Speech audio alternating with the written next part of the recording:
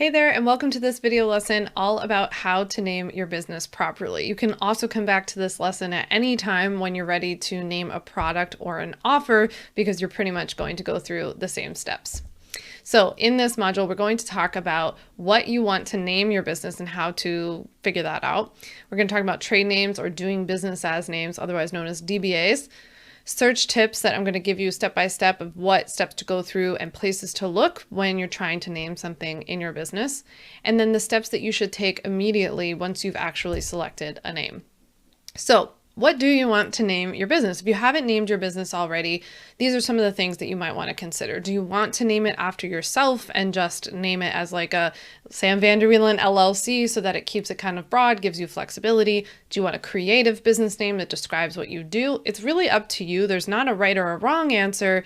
I just would encourage you to think about it in terms of whether it gives you flexibility to evolve. Some other things that you might want to consider is whether the name is unique. I don't just mean in the legal sense, obviously, like you can't name your business that someone else has already named their business, but even is it like a unique name? Is it easy to spell, pronounce, Google, or find online? This is huge. This was something that I learned, I don't want to say the hard way because I think it was a good lesson, but when I first left the law, I started a health coaching practice, and I started my health coaching practice, Hygge Wellness, which is a Danish word meaning cozy and calm and chill, which was everything that I wanted it to mean. However, other people didn't quite get it. No one could ever pronounce it. No one could spell it. So it made it very hard to find me online. So I felt like that was a really good lesson and something you might want to consider. Does it give a little bit of a hint of what you do or who you are? Like, I think if you're going with your name, obviously it tells us who you are. If you're going with more of a creative name, does it give me a hint of what you do? Can you fit in a word in the name, especially if you're going the creative route, that talks about the transformation that you give to people? And if it doesn't include your name, please, for my sake, make sure that you include your first name at the very least, very prominently across your website, your social media accounts, wherever you use your business name, because yes, it's great to be and act like a business, as I will teach you legally, but you're still a person and you have a personal brand, and I want to work with people and I want to work with good people. But if I don't know who you are, it's hard to work with you. Okay, so I get this question a lot. And so a lot of people will say to me, when I'm considering my business name, like that, but that domain's not available, but the name's available, like the business name is available in my state, or vice versa, or something like that. Your domain name, which is your www. Whatever your URL is, does not have to be the same as your business name and vice versa. So for example, you could have Sarah Jones Coaching LLC be your registered business name if you went the LLC route, but then Sarah Jones could be your URL. At the same time, you could have something totally different, like let's say Sarah Jones Coaching LLC taught people how to cook. You could have cookingforfun.com, right? It doesn't have to be related. These two things are not necessarily related from a legal perspective as much as they are from a branding and like easy to find you online perspective. That's more what you want to consider. So when you're registering your business, one of the things that you might come across or you might have heard of about online or something like that are trade names, or what are called DBAs, doing business as, that's what that stands for. And what this is that it's an alternative to your business's legal entity name. Okay, that's what your registered name is. So I want you to consider this in the naming process, because you might pick what I call a corporate-y sounding name, like Sam Vander Wielen LLC could be your registered business name, but then you could have a DBA of Sam Cooks for Fun, right? Or something like this. So the DBA name or your trade name is what you're going as in what we call in commerce. So it's like what people know you as in marketing. Right? So how are you marketing yourself, your name in your business? So it's one way to get a more corporate-y sounding name, but then register this trade name so that you kind of have both, right? So the example I gave you here, Sarah Jones LLC is the LLC, that's the registered business entity name. But then Sarah went ahead and registered a DBA of Nourishing Healthy Foods. That's the name of her, that's like what her Instagram account is. That's what she wants people to know her as. That's the name that she wants to appear on the header of her website, not Sarah Jones LLC, right? So this would be one way that she could do that if she wanted to have a like LLC corporate-y name and then have a DBA. One of the benefits to that is that most states allow you to have multiple DBAs. So if you change your business down the line, you want to remove a word, you know, like instead of nourishing healthy foods, she decides later she wants to make it nourishing healthy cooking or something like this. You can change that down the line. Of course, you can change your business's name too. It's a little bit more complicated. So DBAs make this a little bit easier. Now, in this example, her URL could be nourishinghealthyfoods.com, even though her business entity's name is Sarah Jones LLC. She could do that even without the DBA. I'm just trying to give you some examples, right? And then her social media handles could maybe be nourishing healthy foods. So like that's what she's known as online. That's not necessarily her corporate name, but you've got to tie these two things together. You have to tie the name that you want to be known as online, like Nourishing Healthy Foods, to your corporate actual registered name. And you do that through the DBA. The DBA is essentially the process that legally links these two things together. So most states have a very simple, inexpensive registration form on their websites that you fill out if you want to get a DBA for your LLC. The way that you go about this, by the way, is first you do your business registration, then you do the DBA. Sometimes you can do them simultaneously, but you typically can do them later as well, just so you know.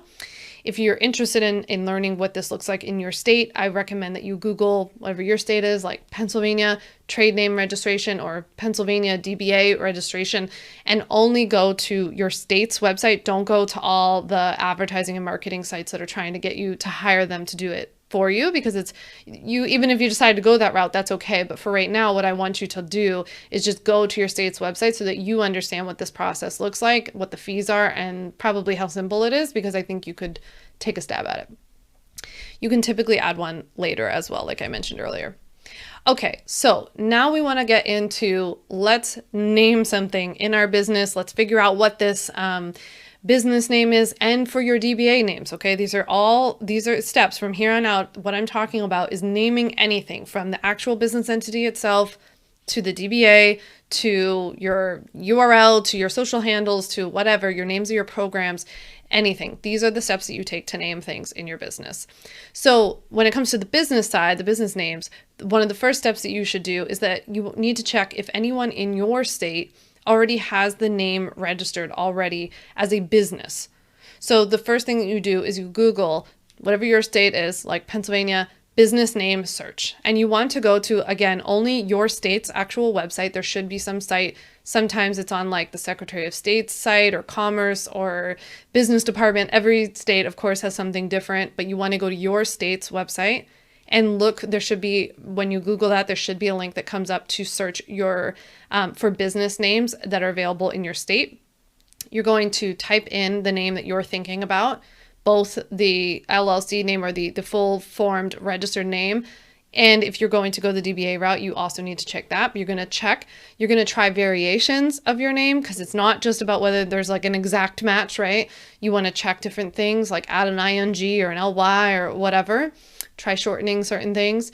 You want to check like misspellings or other spellings, partial names and words. Like my full name is Samantha, so I would probably check like Sam and Samantha and Sammy or something like that to see if anybody else had something similar.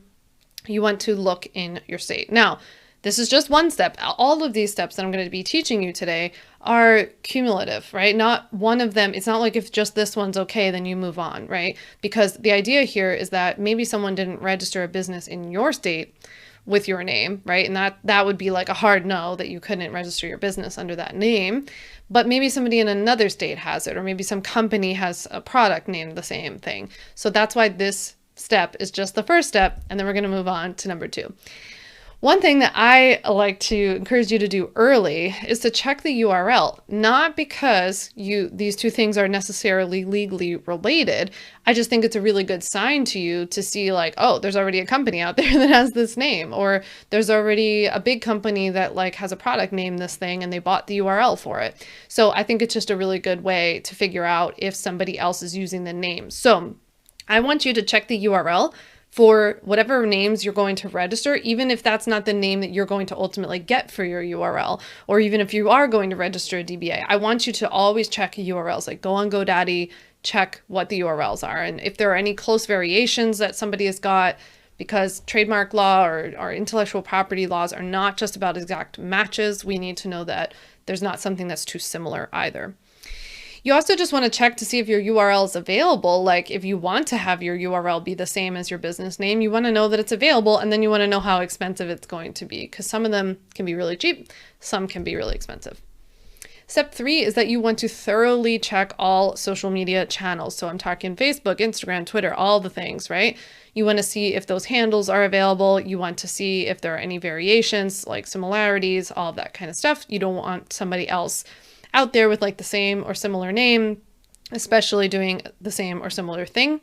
I also recommend checking hashtags. That's a great thing to check, especially for product names, program names, all of that kind of stuff.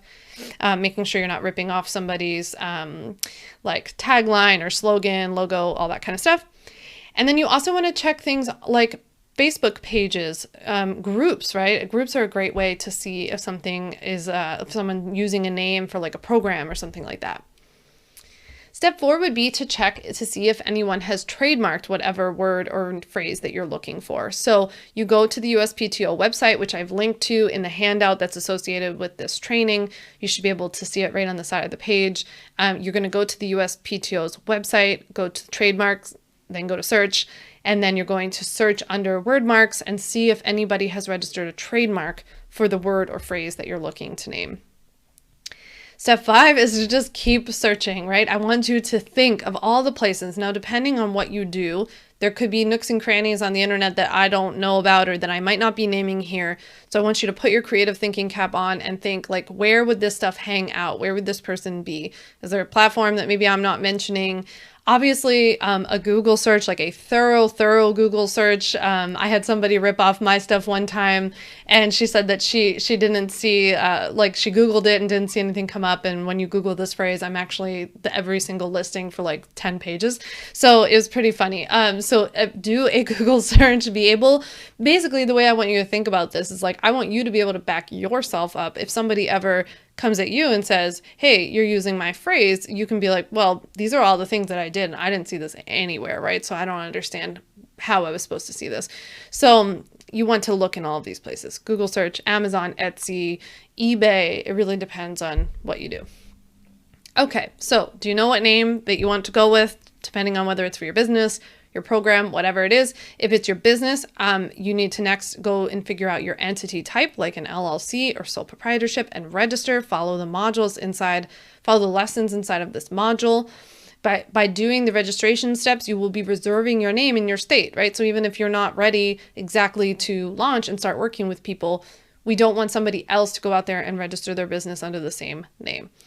Next, you would go and secure all your online pages. So you could buy the URL right now, even if you're not ready to start your website, just securing that URL so we can park it at least so no one else can buy it. You can also create social media profiles by creating private profiles if you're not ready to start posting, just to secure those handles. And don't forget about a Facebook page, your Instagram page, all of that kind of stuff. All right, so that's how to name things in your business. I hope that this was helpful. I'll see you in the next lesson.